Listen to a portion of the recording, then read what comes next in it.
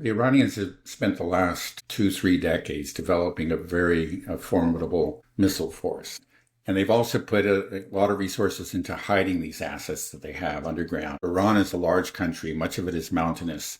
And they've hollowed out some of these mountains. They have underground bases, missile bases, and tunnels where the missiles can be transported from one launch site to another, underground in a manner that's completely undetectable by an enemy. So they have this huge missile force. And what can they do with this missile force? Well, the U.S., because of its, war in Iraq and its kind of imperial ambitions in the Middle East, has a number of bases very, very close to Iran. In the Persian Gulf, right across from Iran, within range of some of their short-range missiles. And then they have bases throughout Iraq. One of these bases was attacked, of course, by the Iranians after the assassination of Soleimani. And they forewarned the U.S. It was clear that they were not trying to inflict casualties. They were making a demonstration. They were proving a point. And they proved that point very effectively. They struck that base with great precision. They hit some empty buildings, which they knew to be empty. And meanwhile, the American soldiers were in their bunkers. They knew what was going to happen. Frankly, what could they do? They were just,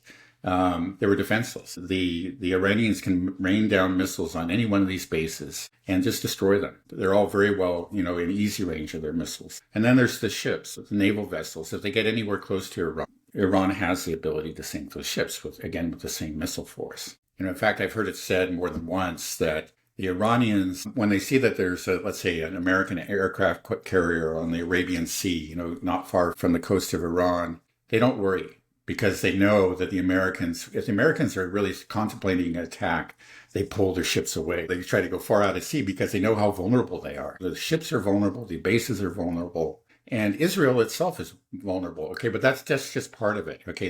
These are military targets. There are also many economic targets. A large percentage of the world's oil passed through the Strait of Hormuz, which is a very narrow strait. Iran could very easily mine that strait or just sink a large tanker in the middle of it, prevent, the export of oil from the Persian Gulf. We're talking about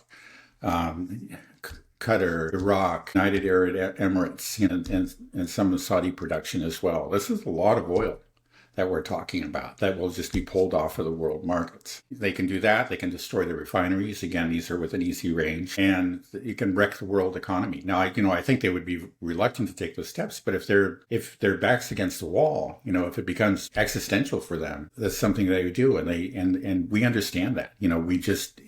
We know that they have that ability.